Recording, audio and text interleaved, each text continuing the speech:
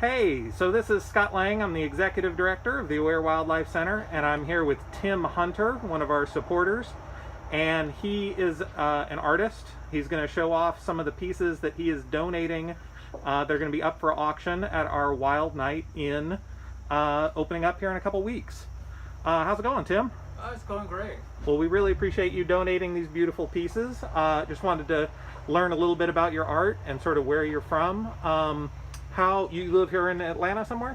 Yeah, I'm from Atlanta. I did my art school out in San Francisco. I lived there for 10 years. Awesome. So you grew up here? I grew up and then went out to San Francisco, stayed there for 10 years, and then eventually I returned back to Atlanta. Awesome. Where do you live now? Close to town. Okay. Close to the museum. And so you went to art school, so I guess you were into art even growing up.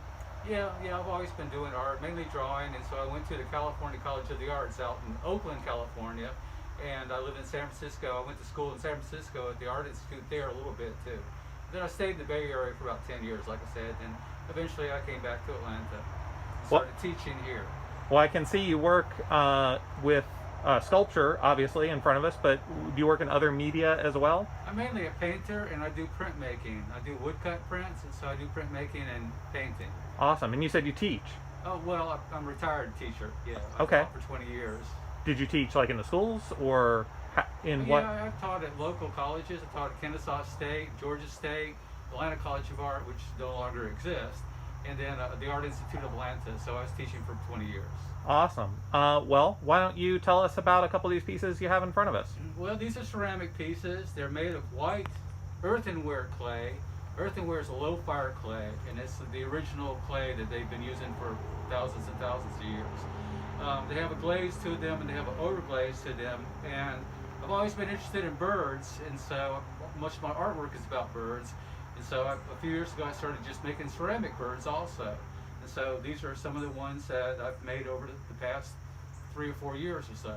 And so you sculpt them, you form the shape, and then you paint on top of that? They're hand built, and so they're hollow on the inside, and so basically I make them, and then I have to cut them apart to hollow them out, because if it was too thick they wouldn't be able to fire. And so I did a series of birds. This one is a brown thrasher, a Georgia bird. It's probably my largest and most elaborate painted bird. They all have a clear glaze on them. Now I do want to mention though that these cannot be put outside. Is that they'll last for years outside, but eventually the clay, because it's a low fire clay, it's a little bit porous, and it will absorb the water, and eventually in the wintertime if it froze it would crack. And so a lot of times people want to put things outside because they're birds. They want to put them in the garden. They won't last that long. This is one of my favorite birds, a redheaded woodpecker. Which you don't see a whole lot of anymore because they're basically in decline. Actually, these two birds are both in decline. I was doing a series of birds that are in decline, and some of my artwork is all about birds that are slowly disappearing. And then a barred owl.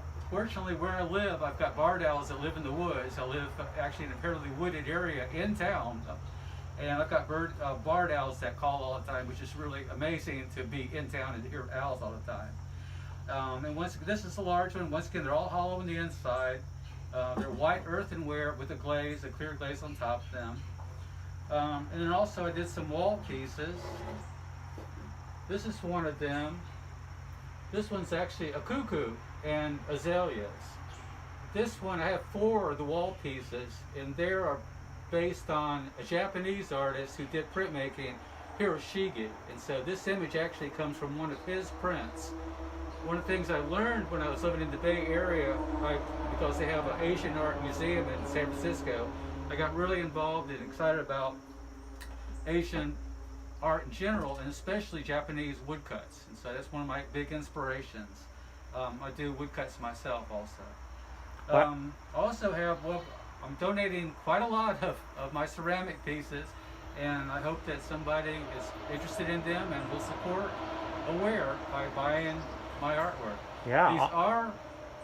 These are individual, unique pieces. These are not multiples. In other words, I haven't cast this, and so this is the only one of any of these.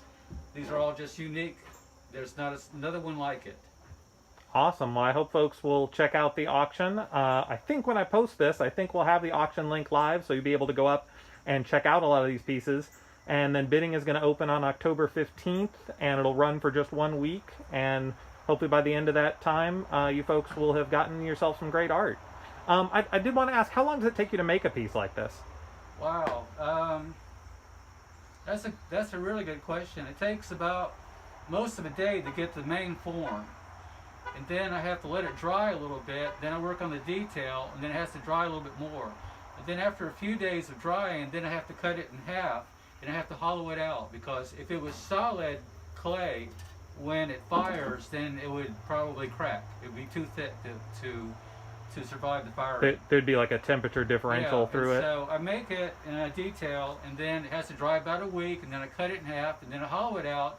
Then it has to dry longer, and then I fire it, and then I have to put then I paint it with the underglaze where the color comes in. It's fired again, and then if it survives all that, then I put a clear glaze on it and fire it again. And so we're actually talking about maybe 3 weeks, but as far as hours go, it'd be maybe a few days. If you added all the time together up, it'd be if I worked for maybe 3 or 4 days on each piece. Awesome. And you mentioned you work with birds, or you portray birds a lot.